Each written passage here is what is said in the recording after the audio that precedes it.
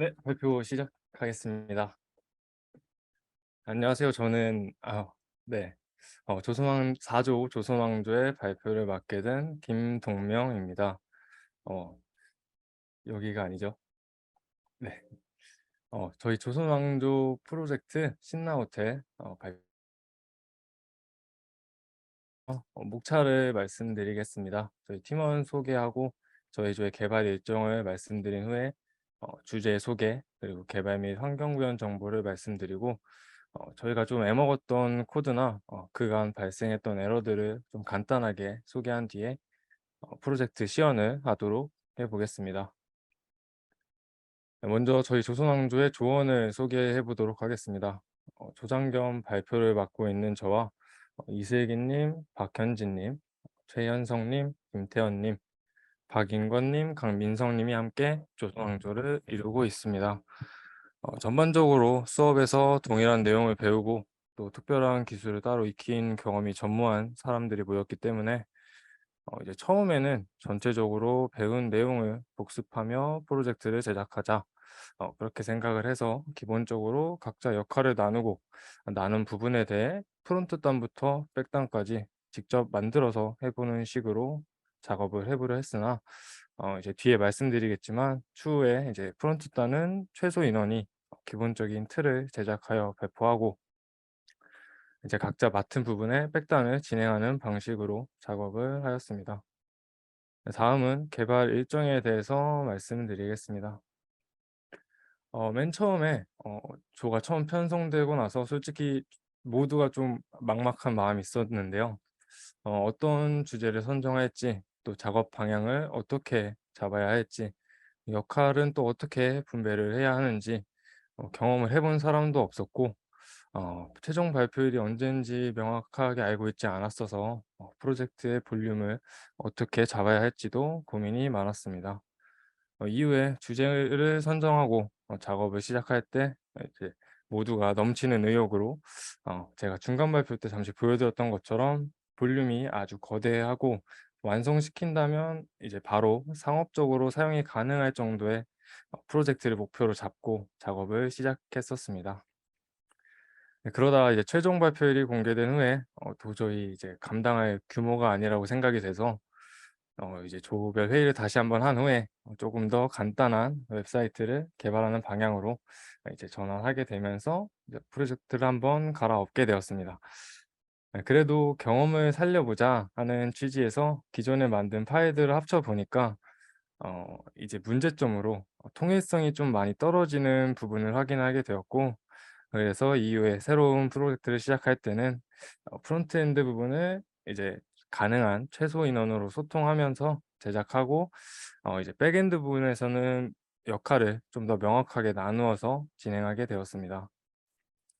이제 새롭게 주제와 방향성을 정하고 저희는 이제 시작이 늦어졌기 때문에 작업을 동시에 거의 진행하기 위해서 프론트엔드 부분을 최소한으로 만들어 놓고 이제 백엔드를 거의 바로 투입하면서 동시에 만들어 가기를 시작했습니다.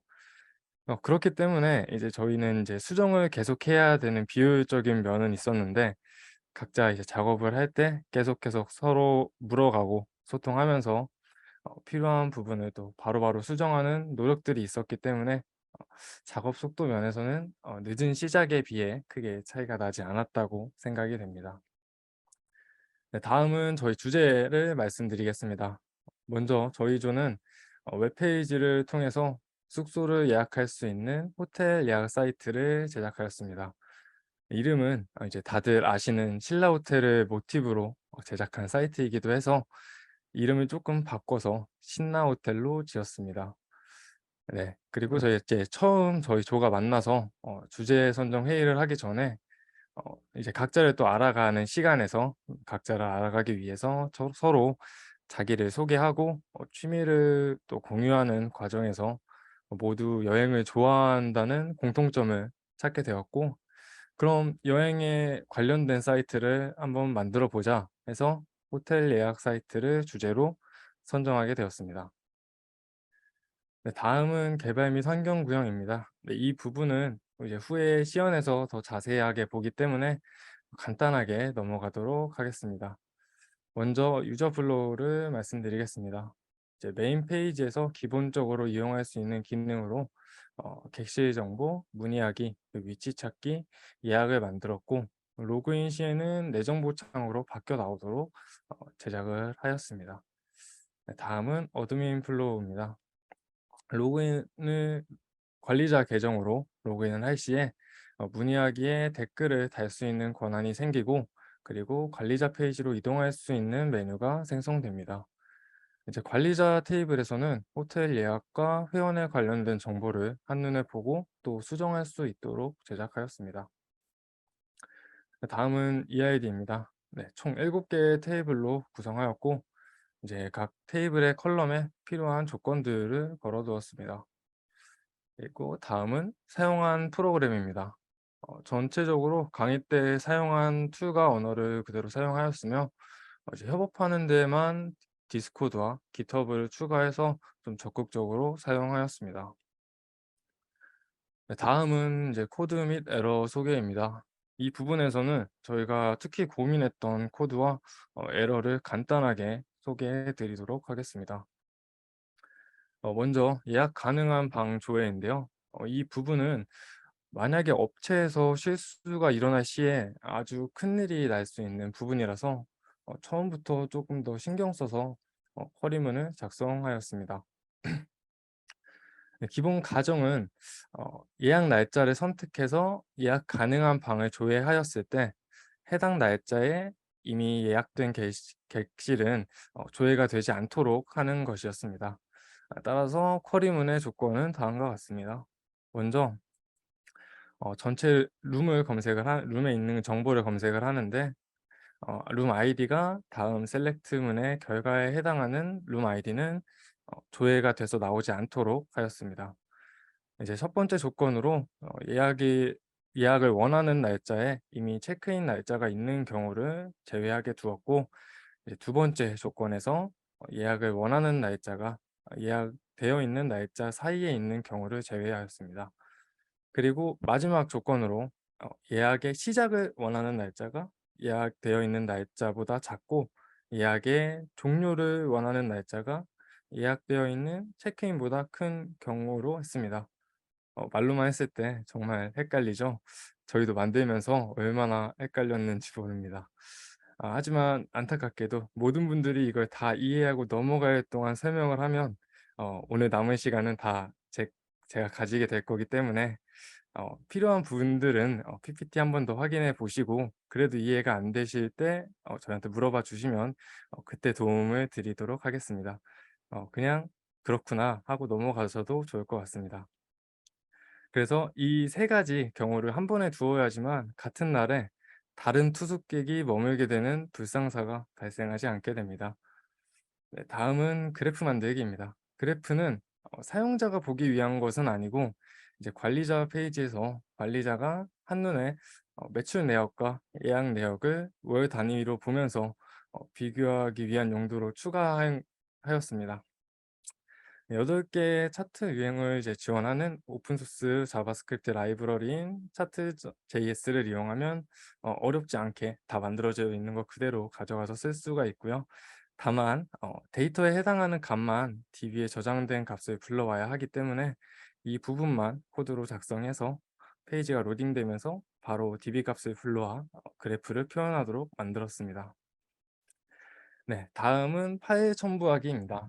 어, 이제 다른 조에서도 아마 이 기능을 구현하신 분들이 있는 것 같아서 자세한 설명보다는 간단하게 어떻게 진행되는지 정도만 설명해 보도록 하겠습니다. 가장 먼저 폼 태그의 인코딩 타입을 멀티 타입 폼 데이터로 바꿔주시고, 그리고 파일을 첨부하기 위한 인풋 박스의 타입을 파일로 설정합니다. 그리고 웹창에서 이 인풋 박스를 클릭하면 우리가 다른 사이트에서 많이 보았던 파일 선택 창이 나타나게 됩니다. 그리고 파일을 첨부했을 때 jQuery를 이용해서 태그의 상태가 변했을 때 어, 값들을 새로 지정해 주게끔 됩니다. 그리고 첨부한 파일의 이름을 변수에 저장을 하게 되고, 그리고 if문을 통해 첨부된 파일의 타입이 이미지라면 썸네일 이미지를 출력하도록 작성하였습니다. 그래서 파일을 선택하게 돼서 이미지가 있으면은 요런 식으로, 이미지가 아닌 경우에는 요런 식으로 나오게끔 하였습니다. 네, 그리고 저장하기를 눌렀을 때 액션에서 멀티파트 리퀘스트 객체를 사용하기 위한 코스 자르 파일을 추가해 주고, 그리고 객체 생성 후에 첨부한 파일을 저장할 경로를 지정을 합니다. 그리고 이후에 진행되는 방식을 이제 멀티 변수 안에 이제 이렇게 지금 파일 이름과 저장된 폴더 경로, 그리고 크기, 인코딩 타입, 중복 방지 정책이라는 이제 기능을 어, 추가를 합니다. 여기서 이 중복 방지 정책은 동일한 이름을 가진 파일을 업로드했을 때 임의로 파일의 이름을 리네임해주는 기능이 들어 있습니다. 네, 이후 다오에서 멀티플 리퀘스트 멀티 객체로 넘어온 이누머레이션 타입의 객체 타입을 스트링 객체 타입으로 변환해주고, 이제 DB에 저장할 원본 이름과 아까 리네임된 이름을 저장해서 보내주면 됩니다. 이후에 이제 DB 인서트 후에 파일명이 제대로 바뀌었는지, 그리고 지정해 놓은 경로에 업로드가 잘 되었는지 확인할 수가 있게 됩니다. 네, 다음은 이제 오류에 대해서 말씀을 드리려고 했는데, 사실 모두가 이런 비슷한 오류들만 꾸준히 보셨을 거고, 그리고 이제 다들 오류의 이제 첫 글자만 보셔도 뭐가 문제인지 바로 생각이 드실 것 같아서 이 해결 방법에 대한 자세한 이야기는 생략하도록 하겠습니다.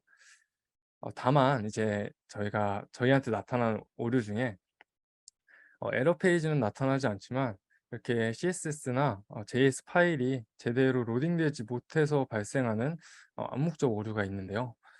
이 페이지를 로드할 때 CSS나 JS의 경로를 정적으로 불러들였기 때문에 발생하는데, 이유 자체가 약간 좀 랜덤성이 있어서 어, 만약에 발생하게 된다면 경로를 그냥 정적인 경로에서 동적인 경로로만 바꿔주면 간단하게 해결이 됩니다. 혹시나 나중에 힘들게 작업을 했는데 뭐 CSS가 다 깨져서 나오거나 뭐 JS의 기능이 원활하지 않다면 패스를 한번 수정해 보시길 바랍니다. 이상으로 좀 지루한 내용을 조금 마치고 이제는 조금 덜 지루한 내용으로 넘어가도록 하겠습니다. 프로젝트 시연을 한번 해보도록 하겠습니다.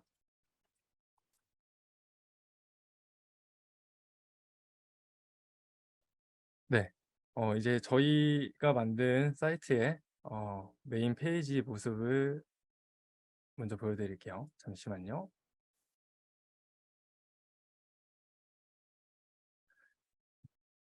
네. 이제 제가 처음 이 사이트를 사이트 이용한다고 생각하고 한번 회원가입부터 해보도록 하겠습니다. 먼저 회원가입 버튼 위쪽에 있는 버튼을 눌러서 회원가입 정보 입력하는 창이 나오면은 여기서 정보를 입력해 주게 되었습니다. 이름은 지금 발표 중이니까 발표로 한번 정해 볼게요. 있는 아이디가 그냥 네, 간단하게 그냥 지어보도록 하겠습니다. 어휴, 요건 있는 아이디였었나 보네요. 제가 예전에 만들어 놓고. 네. 제가 중복 체크를 안 해줘서 생겼던 오류였습니다. ASDF 1, 2, 3, 4로 바꿔서 다시 해보도록 하겠습니다. 깜짝 놀랐네요. 네. 정상적으로 회원가입이 되면 로그인 창으로 이동이 되게 되고요. 여기서 이제 기본적으로 저희가 지금 만든 아이디로 로그인도 할 수 있지만 카카오톡이나 네이버 아이디 로그인도 추가했습니다. 카카오톡 계정을 입력했을 때, 그리고 네이버 아이디 계정으로 입력을 했을 때 로그인 되는 거 바로 로그인이 되게끔 이동을 시켜 놓았고요. 요거는 잠시 보류를 하고 금방 제가 오류를 냈던 아이디로 접속을 해 보도록 하겠습니다. 네, 접속하게 되면 이제 상단에 메뉴가 로그인 회원가입에서 내 정보와 로그아웃으로 바뀌게 되었고요. 이제 처음 들어왔으니까 객실 정보부터 한번 보도록 하겠습니다. 객실 정보에 들어왔더니 객실이 어떤 게 있는지 그 객실에 대한 정보가 나오고요. 왼쪽에 인기 객실로 되어 있는 부분들을 클릭해서 보면 해당 객실에 자세한 내용들이 나오게끔 되어 있네요. 네. 근데 지금 이용을 하고 싶어도 제가 가고 싶은 위치에 있어야 하니까 위치 먼저 한번 다시 봐 보도록 하겠습니다. 네. 좀 익숙한 위치가 나타났네요. 사실 저희는 아직 호텔이 만들어지지 않아서 네. 저희 학원 위치로 정해 봤습니다. 그리고 나서 학원 위치를 정하고 나니까 궁금한 게 또 생겼어요. 그래서 이제 문의하기 페이지로 한번 이동해 보도록 하겠습니다. 네. 여기서 제 이름으로 문의를 한번 해 볼게요. 그리고 제목입니다. 그리고 내용입니다. 로 등록을 해 보도록 하겠습니다. 네. 그러면은 문의하기 제가 쓴 글이 바로 등록이 된 것을 확인할 수가 있고요. 댓글은 지금 작성할 수조차 없게 되어 있는데 요거는 아까 말씀드린 것처럼 관리자 권한이 있어야만 댓글에 관여를 할 수 있기 때문에 그렇게 막아 두었습니다. 그리고 이제 목록에 가시면 목록을 눌러서 이동하면 기존에 만들었던 다른 목록들도 네, 다 확인이 가능하게 되어 있습니다. 이제 문의까지 해 봤으니까 또 예약을 해 봐야겠네요. 예약 한번 해 보도록 하겠습니다. 이제 저희는 프로젝트도 끝났고 좀 농땡이도 피울 겸 수업도 빠지는 날짜로 예약을 한번 잡아 보도록 하겠습니다. 네. 방을 조회했을 때 어 네, 방이 지금 3 가지가 나오네요. 저는 디럭스로 예약을 한번 해 보도록 하겠습니다. 30만 원 조금 가격이 있긴 하지만 어 혹시 카드 번호 공유해 주실 분 있으신가요? 네. 결제 좀 도와주세요. 결제되면 그날 이용권으로 보상해 드리겠습니다. 네. 진행해 보도록 하겠습니다. 사실 카드 체크 부분은 실제로 저희가 당장 결제를 받을 뭐 사업자도 없고 그렇기 때문에 결제를 확인하는 용도로만 저희가 이렇게 밸리데이션 체크를 해서 카드 번호를 입력하게끔 만들어 놨습니다. 네. 카드 번호는 그래서 아무거나 지금 입력을 해 보도록 하겠습니다. 네. 예약이 성공을 하면 자동으로 예약 내역 페이지로 내 정보에 있는 예약 내역 페이지로 이동이 되네요. 그래서 제가 예약한 방의 정보를 확인할 수 있게 됩니다. 근데 생각해 보니까 30만 원 조금 비싼 것 같아요. 저 20만 원짜리 아까 있던 걸로 다시 예약을 해 보도록 하겠습니다. 네. 검색을 했는데 디럭스 방이 사라졌네요. 아까 제가 말씀드렸던 것처럼 이제 그 방은 이미 예약이 되어 있기 때문에 더 이상 조회했을 때 나오지 않게 됩니다. 그러면은 이제 스탠다드 방을 예약을 해 보도록 하겠습니다. 이번에는 국민카드로 예약을 할게요. 네. 이렇게 되면은 이제 두 개의 예약 내역이 생겼고요. 같은 날인데 같은 날에 두 개 동시에 들어가지 않을 거니까 하나는 지워 버리도록 하겠습니다. 예약 취소 바로 해 버릴게요. 네. 하나를 성공적으로 취소를 했습니다. 네. 그러고 나서 지인 할인은 되지 않아요. 네. 그러고 나서 이제 내 정보 관리에 들어가서 네. 수정하기 버튼과 회원 타이틀 버튼이 나옵니다. 이제 막상 만들어 놓고 봤더니 저희가 이제 호텔에 당일에 가서 성함을 말씀해 달라 그랬는데 발표라고 말씀하면 조금 이상할 것 같아요. 수정을 한번 해 볼게요. 저는 사실 발표가 아니고 홍길동이에요. 홍길동으로 바꾸고 수정 완료를 누를게요. 개인정보를 수정할 때 아이디 처음 로그인했던 비밀번호가 필요하게 되고요. 비밀번호 입력해 주면 네, 제 이름은 이제부터 홍길동입니다.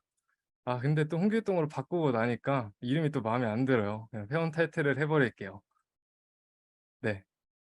좀 성격이 좀 이상한 사람이긴 하네요. 네, 회원 탈퇴 페이지로 이동하게 되고요. 네, 탈퇴하기 버튼을 눌렀는데 아 예약 내역이 존재해서 탈퇴가 할 수가 없네요. 네.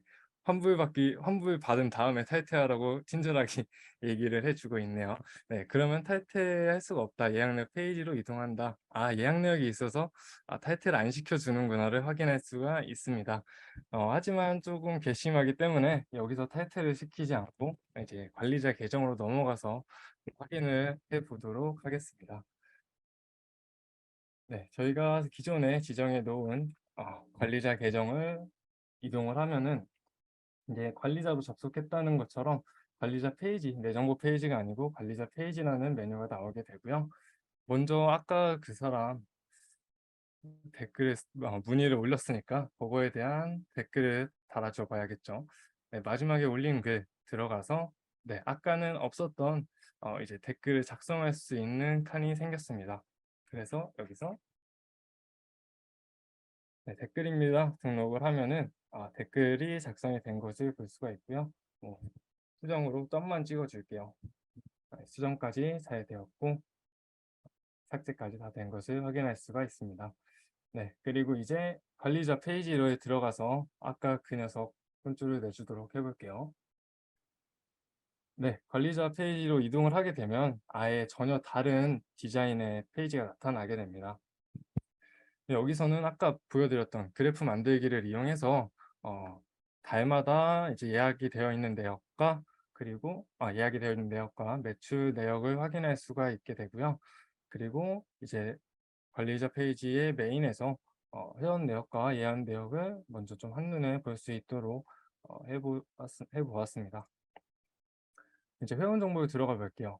네, 저희 지금 회원들이 쭉 나와 있는데 아까 그 녀석 홍길동 홍길동 친구의 회원 정보를 한번 바꿔보도록 할게요. 이름부터 한번 바꿔볼까요? 이 친구 아까 원래 발표였죠? 발표로 되돌려 줄게요. 네, 발표로 되돌려 주면은 해당 내용이 이제 발표로 넘어갔고요. 다시 발표까지 가기가 좀 번거로우니까 그냥 검색창에 발표라고 검색을 해볼게요. 네, 이 친구 여기 그대로 발표로 돼 있는 한 친구만 나오게 되어 있고요. 삭제시켜 볼게요.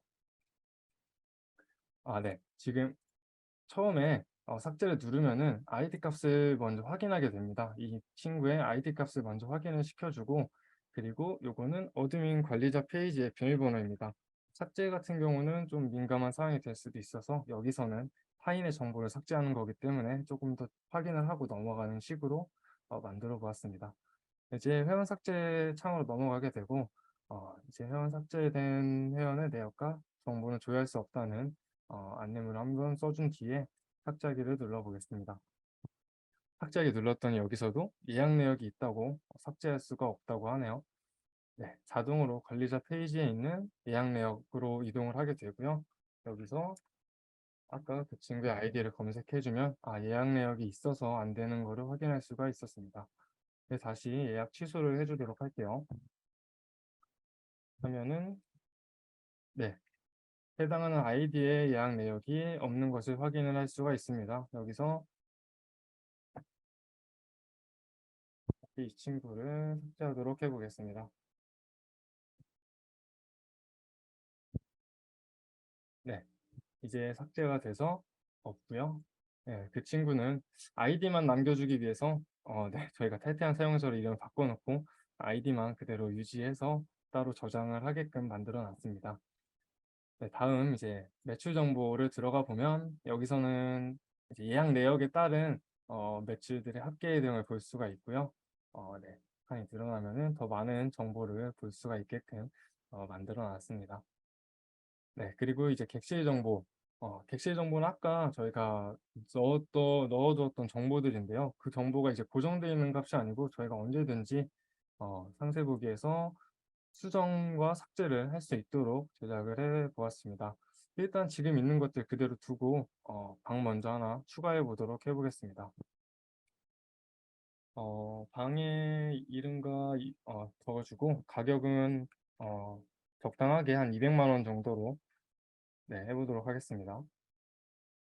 그리고 네, 파일 업로드할 이미지 네, 넣어주고 나서 저장하기를 누르면 네, 새롭게 지금 방이 추가가 된 것을 확인을 할 수가 있습니다.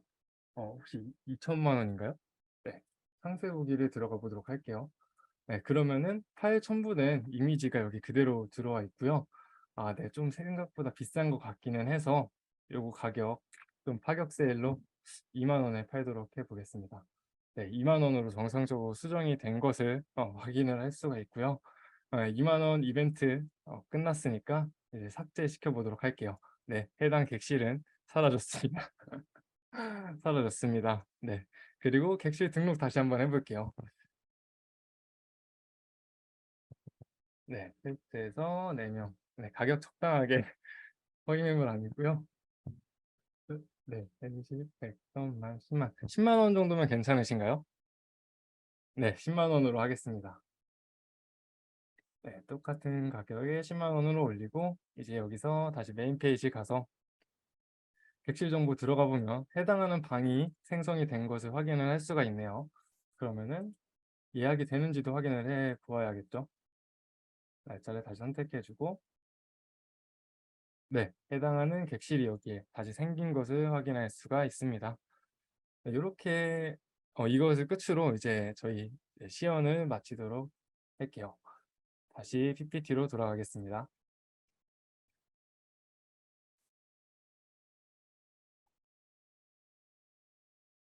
네. 저희 발표 내용은 이제 여기까지 하고 저희 소감들인데 이거 일일이 읽어주는 거 그렇게 중요하진 않을 것 같아서 잠시 보실 시간 잠시 드리고 네, 넘어가도록 하겠습니다.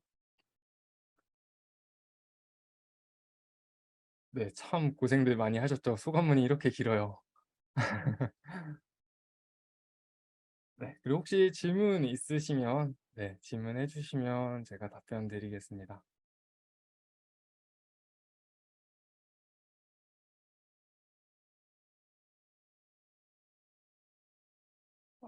네, 잠시만요.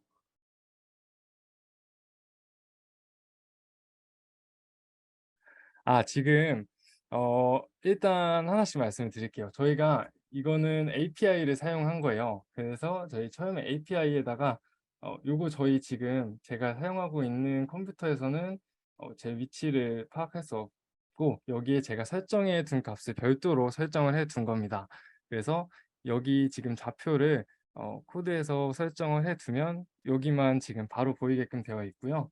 그리고 이제 여기에 기능들을 추가를 해서 자기 위치를 보는 것 정도 이렇게 레이아웃을 또 따로 만들어서 추가를 할 수는 있는데 저희는 아직 구현이 그거는 안 돼 있네요. 저희가 크게 신경 쓰지 않았던 부분인데 저희가 나중에 추가 한번 해보도록 하겠습니다.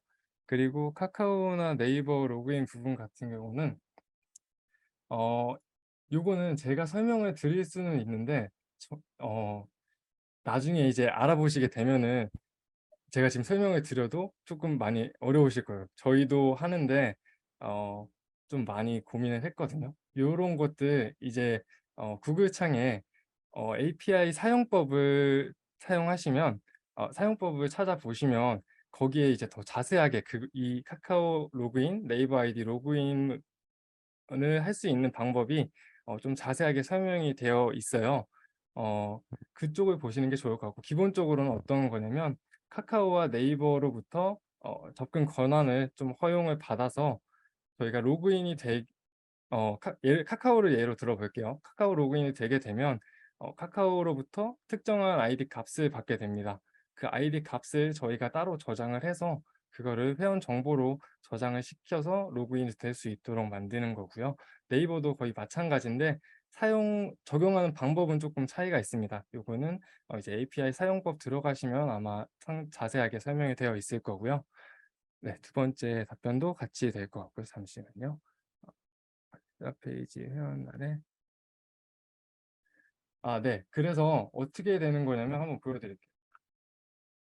관리자 페이지에서 지금은 어떻게 해두었냐면 회원 정보에 지금 네이버라는 이름을 가진 아이디와 카카오라는 이름을 가진 아이디를 따로 설정해 두었어요.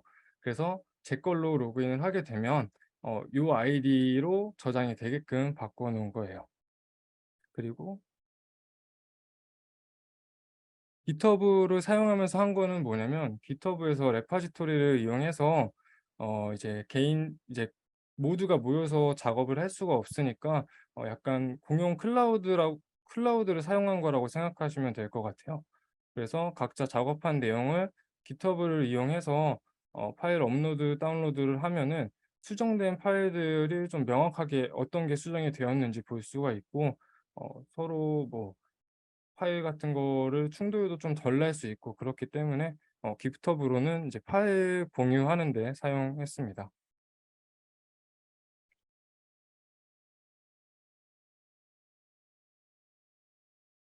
네. 그러면 이상으로 질문 마치도록 제가 요거 보여드리고 제가 아까 카카오 네이버 설명드릴 때 페이지에서 설명을 하고 있었는데 PPT만 보여드리고 있었네요. 네. 그럼 이상으로 발표 마치도록 하겠습니다.